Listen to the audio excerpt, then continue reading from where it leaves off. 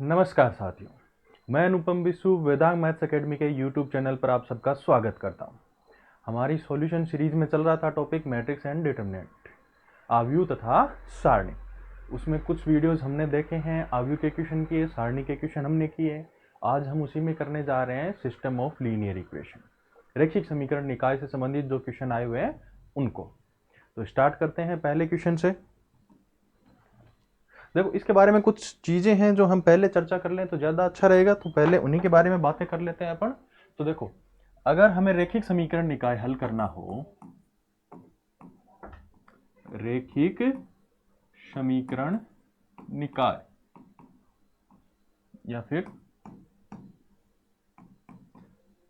System of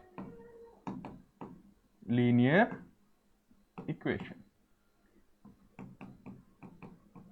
देखो सबसे पहले तो बात करते हैं, दो प्रकार के होते हैं ये। एक तो क्या हो जाएगा, होमोजीनियस,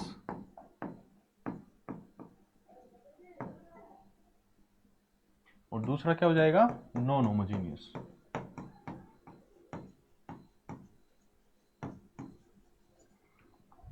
समघाती समघाती रैखिक समीकरण निकाय।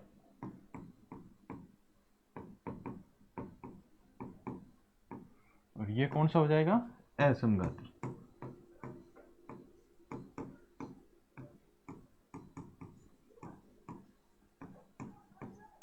असमघाती रैखिक समीकरण निकाय।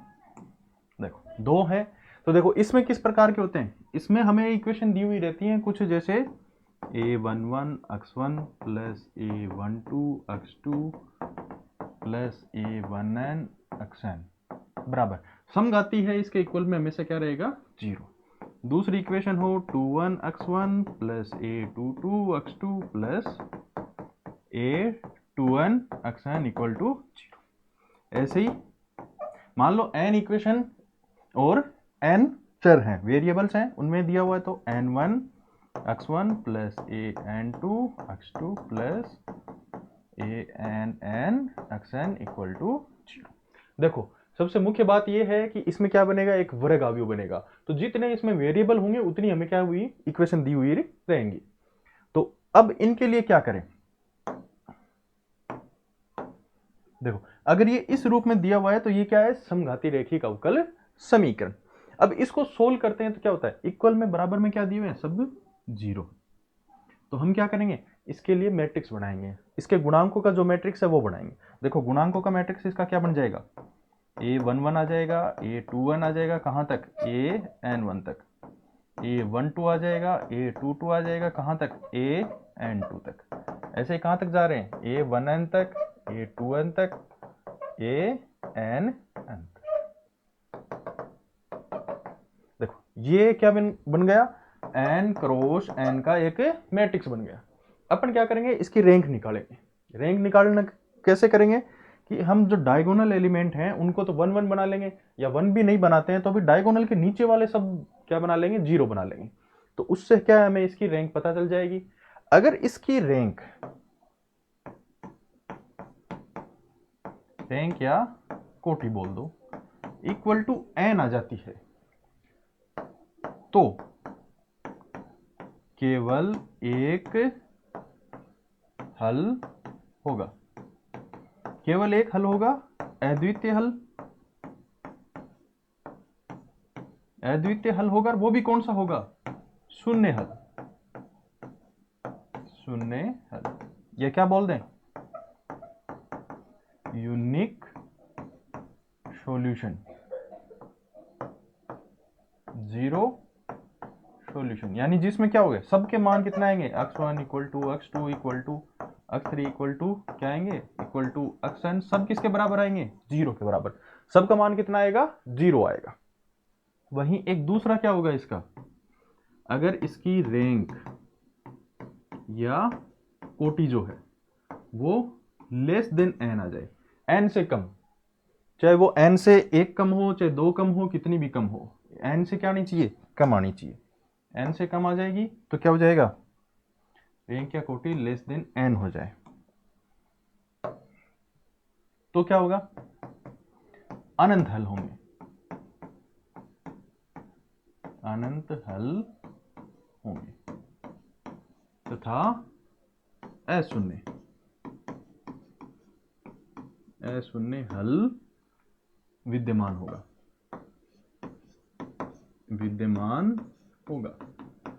यानी कि क्या होगा, इनफाइनाइट सॉल्यूशन, साथ में नॉन जीरो सॉल्यूशन भी हमें क्या मिलेंगे इसके। ये जीरो सॉल्यूशन इसको क्या बोल देते हैं, इसको ट्रिवियल सॉल्यूशन भी बोल देते हैं। देखो क्या भी बोल देते हैं इसको, ट्रिवियल सॉल्यूशन। क्यों? क्योंकि अगर इस समीकरण निकाय में हम सीधे सीधे सारे वेरिएबल हैं उनका मान जीरो पुट कर दे तो इक्वल टू में जीरो है वो सेटिस्फाई कर जाता है, इसीलिए इसको क्या बोलते हैं, ट्रिवियल सॉल्यूशन भी बोलते हैं। देखो ये तो हो गई समघाती की बात। रैंक निकालनी है, इक्वल टू एन आ रही है तो अद्वितीय हल होगा, क्या होगा, zero solution, unique solution, zero solution या ट्रिवियल सॉल्यूशन बोल सकते हैं। अगर रैंक एन से कम आ जाती है तो उसके अनंत हल होंगे, जीरो सॉल्यूशन के साथ साथ उसके क्या होंगे, नॉन जीरो सॉल्यूशन भी होंगे, अशून्य हल भी विद्यमान होंगे। अब बात करते हैं असमघाती की। तो देखो असमघाती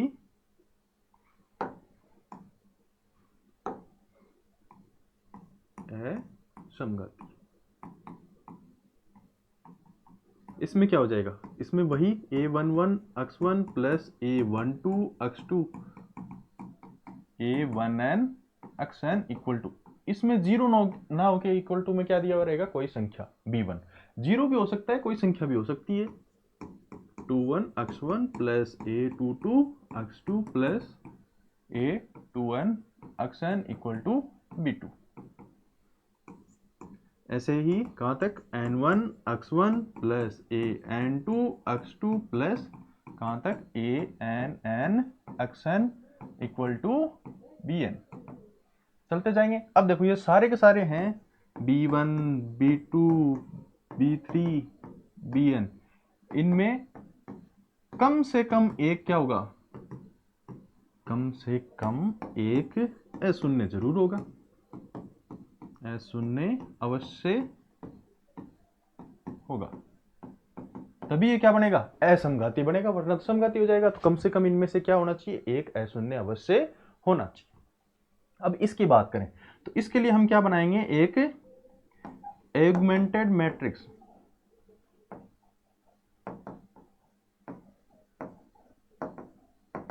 या फिर उसको क्या बोल देते हैं, संवर्धित आवयव,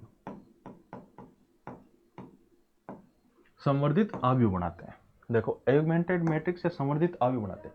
ये होता क्या है, जैसे इसके लिए बनाएंगे हम, जैसे समघाती के लिए बनाई थी a11 a21 कहां तक, an1 तक, a12 a22 कहां तक बनाई थी, an2 तक, a1n a2n ann, ये बनाई थी।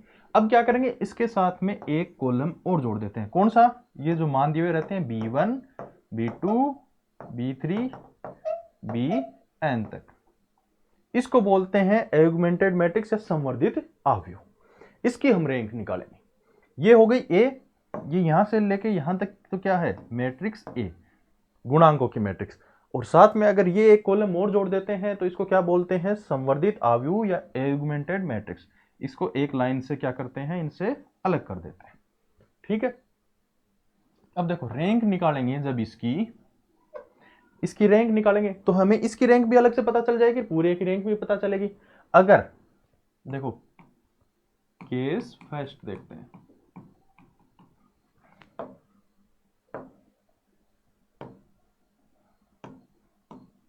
देखो केस फर्स्ट देखते हैं, यदि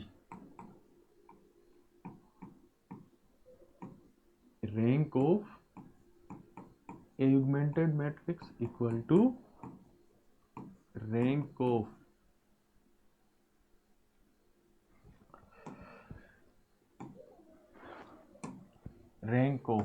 ए इक्वल टू क्या आ जाता है, एन के बराबर, जो इसका ऑर्डर था। ये क्या, जो ए मैट्रिक्स है ये कितने कितने की है, ए एन क्रॉस एन की मैट्रिक्स है, तो उसी एन के बराबर अगर इसकी रैंक आ जाती है, दोनों की रैंक बराबर और उसके बराबर आ जाती है, तो क्या होगा, ये अद्वितीय हल, अद्वितीय हल होगा। ठीक है, अद्वितीय हल होगा। अब देखो, ये नहीं बोल सकते कि इसका जीरो सॉल्यूशन होगा। क्यों? अगर जीरो सॉल्यूशन का मतलब है सब सारे वेरिएबल्स का मान जीरो पुट करें, तो क्या वो सेटिस्फाई करेगा? इनमें कम से कम एक तो नॉन जीरो है, तो वो सेटिस्फाई ही नहीं कर पाएगा। तो अद्वितीय हल जो भी आएगा वो जीरो सॉल्यूशन नहीं हो सकता अपने पास। केस सेकंड देखते हैं। केस सेकंड क्या हो? देखो, केस सेकंड की बात करें तो क्या हो? Rank of augmented matrix not equal to rank of A आ जाए। मतलब इस इतनी मैट्रिक्स की रैंक और इस पूरी की रैंक अगर दोनों रैंक बराबर नहीं है तो क्या हो जाएगा? इस कंडीशन में होगा नो सॉल्यूशन, यानी कि कोई हल नहीं। अद्वितीय सॉल्यूशन यानी यूनिक सॉल्यूशन होगा। इसमें कोई हल नहीं आएगा। क्यों? इसकी और इसकी रैंक बराबर नहीं आएगी तो कोई हल नहीं मिलेगा, यानी कि इसकी एक रैंक कम रह गई, इससे दो रैंक कम रह गई, तो नीचे तो सारे जब जीरो आ रहे हैं तो उनके बराबर में कोई नॉन जीरो संख्या हमें कैसे मिल पाएगी? तो इसलिए इसका कोई हल नहीं होगा। कंडीशन चेक करते हैं तीसरे वाली। देखो, केस थर्ड। केस थर्ड क्या होगा? अगर rank of augmented matrix equal to rank of A हो लेस देन एन हो, दोनों की रैंक तो बराबर हो लेकिन क्या हो जाए? एन से कम हो जाए, तो क्या होगा? तो इसके होंगे अनंत हल, इनफाइनाइट सॉल्यूशन। देखो, तीन केस हैं।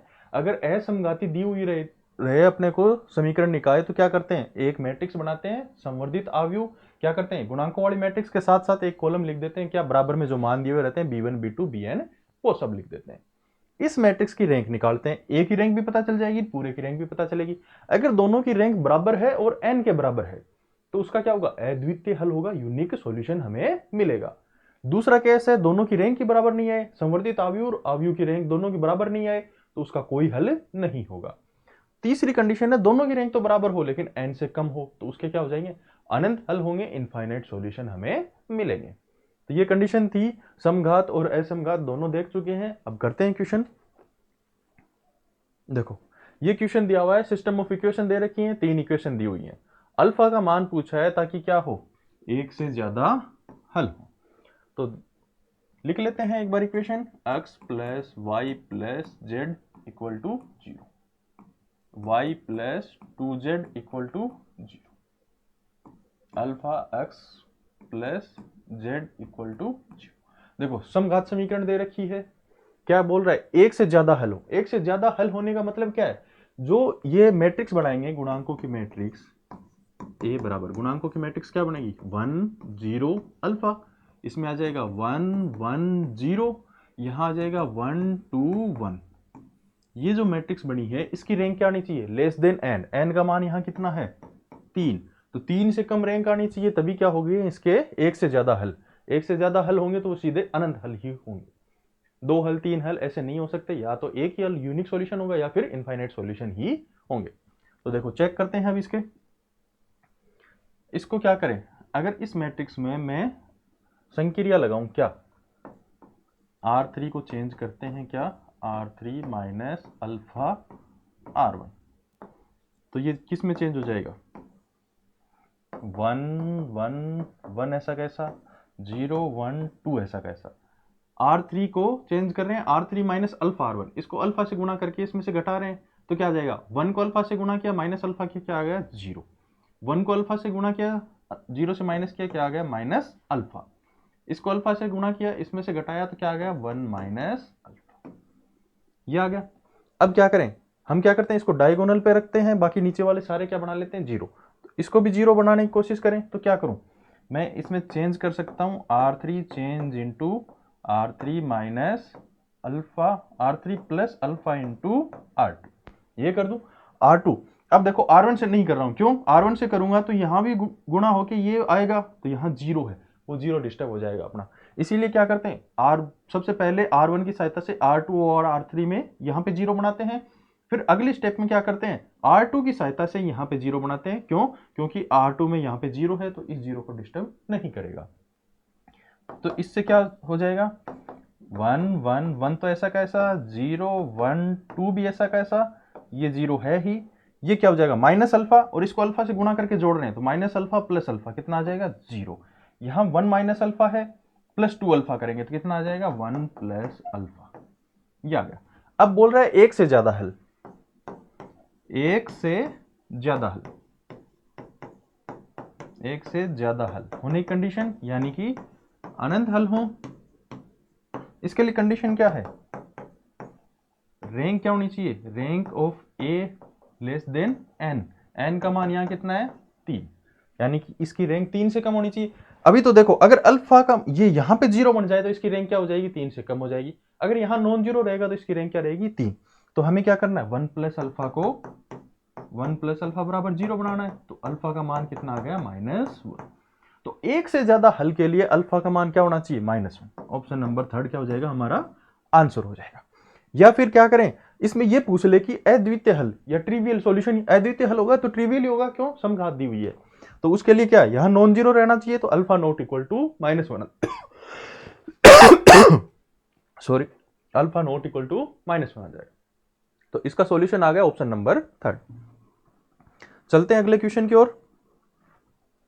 अगला क्वेश्चन दिया हुआ है, एक समीकरण निकाय दे रखा है, उसका पूछा है कि क्या होगा, कोई हल नहीं होगा, अद्वितीय हल होगा, अनंत हल होगा, या इनमें से कोई नहीं होगा। तो देखो इसको करते हैं। सबसे पहले समीकरण निकाय लिखते हैं, x + 2y + 3z = 1। दूसरा दिया हुआ है 2x + y + 3z = 2। तीसरी है 5x + 5y + 9z = 4। अब देखो ये क्या है, असमघात दिया हुआ है, तो इसमें क्या है, संवर्धित आव्यूह या एगमेंटेड मैट्रिक्स लिखेंगे। क्या आएगा, 1 2 5, 2 1 5, 3 3 9, साथ में ये और लिखेंगे 1 2 4। तो देखो जैसा मैंने बताया था, सबसे पहले क्या करते हैं, यहां पे और यहां पे 0 बनाते हैं। यहां पे 0 बनाने के लिए क्या करूं, R1 को 2 से गुणा करके इसमें से घटा दूं, तो R2 में क्या चेंज करें, R2 - 2 इंटू R1। R3 में, तो R3 में चेंज करेंगे R3 - 5 इंटू R1। ये करने पे क्या चेंज हो जाएगा, इसमें पहली रो तो ऐसी कैसी, 1 2 3 और 1। इसको 2 से गुणा करके घटा रहे हैं, देखो 2 से गुणा किया इसमें से घटाया तो 0, इसको 2 से गुणा किया इसमें से घटाया, 2 दूनी 4, एक में से घटाएंगे तो -3। इसको 2 से गुणा करें, 3 दूनी 6, 3 में से घटाएंगे तो क्या बच जाएगा, -3। अब ये रहा, R1 को 5 से गुणा करके R3 में से घटाएंगे, तो 5 से गुणा करेंगे 5, 5 में से घटाएंगे 0। इसको 5 से गुणा किया 10, 5 में से 5 - 10 किया, कितना आ जाएगा, -5। इसको 5 से गुणा करेंगे तो 15, 9 - 15 तो कितना आ जाएगा, -6। इनमें भी यही लगाएंगे, तो देखो इसको 2 से गुणा करेंगे और इसमें से घटाएंगे तो कितना आ जाएगा, 0। इसको 5 से गुणा करेंगे, इसमें घटाएंगे, कितना आ जाएगा, -1। देखो यहां तो 0 बन गए। अब क्या करना है, यहां पे 0 और बनाना है। तो यहां पे 0 बनाने के लिए क्या करें, R2 की सहायता से बनाना पड़ेगा। तो हम क्या कर लेते हैं, यहां पे देखो R2 जो R3 है उसमें क्या चेंजमेंट करें, दोनों सेम साइन के हैं तो घटाते हैं, अगर दोनों विपरीत चिन्ह के होते हैं तो क्या करते हैं, जोड़ते हैं। तो माइनस किया, माइनस क्या करें, R2। अब देखो 3 है, -3 दिया हुआ है, इससे हमें क्या बनाना है, -5 बनाना है। तो क्या कर देते हैं, 5 से गुणा कर दिया, और जो यहां संख्या है उसका क्या कर देते हैं, भाग दे देते हैं। सॉरी। तो क्या हो जाएगा, 3 से 3 कट जाएगा और -5 अपने को मिल जाएगा, और उसको घटा देंगे तो माइनस माइनस क्या हो जाएगा, +5। तो क्या हो जाएगा, 0। तो क्या करें, ये क्या है, 5/3 से इसको क्या कर देते हैं, गुणा कर देते हैं। 5/3 से गुणा करते हैं तो देखो क्या आएगा, केवल इस एलिमेंट के लिए देखना है अपने को, इसको 0 बनाना है। तो देखो क्या है, R3 का एलिमेंट क्या है, -5, फिर क्या रहा है -5/3। R2 का एलिमेंट क्या है, -3, ये कट गया, माइनस माइनस क्या हो गया प्लस, +5 -5 कितने हो जाएंगे, 0। 0 ये हमें बनाना था, तो हम क्या कर लेंगे, ये संक्रिया लगाएंगे। तो ये किस में चेंज हो जाएगी, पहली रो ऐसी की ऐसी 1 2 3 1, यहाँ पे क्या है, दूसरी भी ऐसी कैसी 0 -3 -3 0। तीसरी में चेंजमेंट कर रहे हैं, पहले एलिमेंट में होगा नहीं, दूसरा एलिमेंट 0 बन चुका है। तीसरे में देखते हैं, देखो तीसरे में देख तो क्या है, -6, R3 का एलिमेंट है -6, -5/3। R2 का एलिमेंट उसके ऊपर है -3, तो -3, 3 से 3 कट गया, माइनस माइनस प्लस, -6 + 5 कितने बचे, -1। फिर यहां पे देखें तो यहां तो ऊपर 0 है, तो यहां क्या आएगा 0, तो 0 से गुणा होके कोई फर्क नहीं पड़ेगा, तो नीचे बच रहा है वो ऐसा कैसा आ जाएगा, -1।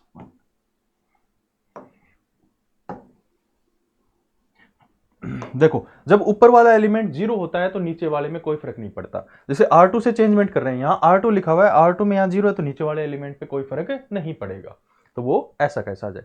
अब देखो ये मैट्रिक्स बन गई, इसका क्या है, डायगोनल पे सारे एलिमेंट हैं, इसकी रैंक कितनी आ गई, 3 आ गई इसकी रैंक, और एगमेंटेड मैट्रिक्स है उसकी भी रैंक कितनी है, 3। इसका क्या निकला, rank of A equal to क्या है, rank of augmented matrix equal to कितनी है, 3। किसके बराबर है, इसकी कोटि के, n के। तो क्या हो जाएगा, यूनिक सॉल्यूशन हो जाएगा। यही पूछा था हमारे पास, क्या होगा, अद्वितीय हल इसका आंसर हो जाएगा। तो देखो ऐसे निकालने हैं, जितने भी इसमें क्वेश्चन है उन सबको इसी तरीके से सोल्व करेंगे। अगले क्वेश्चन को देखते हैं। देखो एक समीकरण निकाय दे रखा है, उसके अद्वितीय हल होंगे, तो k का मान पूछा है, k का मान क्या होगा। देखो समीकरण निकाय क्या दिए हुए, x + y + z equal to 2, 2x + y - z equal to 3, 3x + 2y + kz equal to 4। अब देखो इसके लिए लिखे मैट्रिक्स, तो क्या आएगा 1 2 3 1 1 2, यहाँ पे क्या आ जाएगा 1 -1, और ये आ गया k, और साथ में क्या आ जाएगा 2 3 और 4। क्या दिया हुआ है, अद्वितीय हल होगा, मतलब रैंक कितनी आनी चाहिए, 3। अब देखो इसमें चेंजमेंट क्या करें, यहां 0 बनाना है तो क्या कर दें, R2 को चेंज करें किसमें, R2 - 2 R1, इसको 2 से गुणा करके घटा दें। देखो सेम साइन होता है तो हमेशा घटाते हैं। और R3 में क्या चेंजमेंट करें, R3 - 3 R1, इसको 3 से गुणा करके घटाएंगे तो 0 बन जाएगा। तो ये चेंजमेंट करते हैं, देखो क्या हो जाएगा, पहले में क्या आएगा 1 1 1, ऐसा कैसा आएगा ये। तो दूसरे में देखो इसको 2 से गुणा करके घटाएंगे 0 आ जाएगा, यहाँ पे 0 आ गया। इसको 2 से गुणा करके घटाएंगे 1 - 2 कितना आ जाएगा, -1। इसको 2 से गुणा करके घटा रहे हैं, -1 - 2 तो कितना हो जाएगा, -3। इसमें R1 को 3 से गुणा करके घटा रहे हैं इसमें, तो 1 × 3 3, 3 - 3 कितना 0। इसको 3 से गुणा कर रहे हैं 3, 2 - 3 कितना आ जाएगा, -1। यहां से भी 3 तो k -3। अब देखो इनमें क्या चेंजमेंट होगा, इसको 2 से गुणा करके घटाया था तो 2 दूनी 4, 3 - 4 करेंगे तो -1, 3 से गुणा करेंगे 6, 4 - 6 तो कितना आ जाएगा, -2। अब क्या करते हैं, यहां पे भी 0 बनाते हैं। अब देखो यहां पे क्या दिया हुआ है, -1, ऊपर भी क्या है -1। जब दोनों सेम एलिमेंट हो ऊपर नीचे, एक को 0 बनाना हो तो क्या करते हैं, दोनों रोज को आपस में घटा देते हैं सीधा सीधा। तो R3 में क्या चेंजमेंट करें, R3 - R2 कर देते हैं, 1 1 1 2, यहां पे क्या है 0 -1 -3 -1। अब देखो 0 से 0 घटाएंगे 0, -1 -1 कितना आ जाएगा 0, -1 से -1 घटा रहे हैं कितना आ जाएगा 0, k -3 से -3 घटा रहे हैं, k -3 से माइनस कर रहे हैं -3, तो माइनस माइनस प्लस, तो +3 - 3 कैंसिल होकर क्या बचेगा, केवल k। और यहां पे क्या आ जाएगा -2 -1 क्या आ जाएगा, माइनस माइनस प्लस हो जाएगा, तो -2 + 1 कितना बचा, -1। ये मैट्रिक्स बन गए अपने को लास्ट में। ये क्या बोल रहा है, अद्वितीय हल होगा। अद्वितीय हल होने के लिए इसकी रैंक कितनी होनी चाहिए, 3। अब देखो अगर k का मान 0 हो जाएगा तो इसकी रैंक 3 रहेगी, नहीं, इसकी रैंक कितनी हो जाएगी, 2। फिर तो इसका कोई सॉल्यूशन नहीं होगा, क्यों, क्योंकि एगमेंटेड मैट्रिक्स की रैंक कितनी आएगी, 3, और इसकी कितनी रह जाएगी, 2। उसका कोई सॉल्यूशन नहीं होगा। अद्वितीय हल बोल रहा है तभी हो सकता है जब k का मान क्या हो, non zero, k not equal to 0। तो अद्वितीय हल के लिए क्या हो जाएगा, अद्वितीय हल कब होगा, जब k क्या हो, नॉट इक्वल टू 0। तो हमारा आंसर कौन सा हो जाएगा,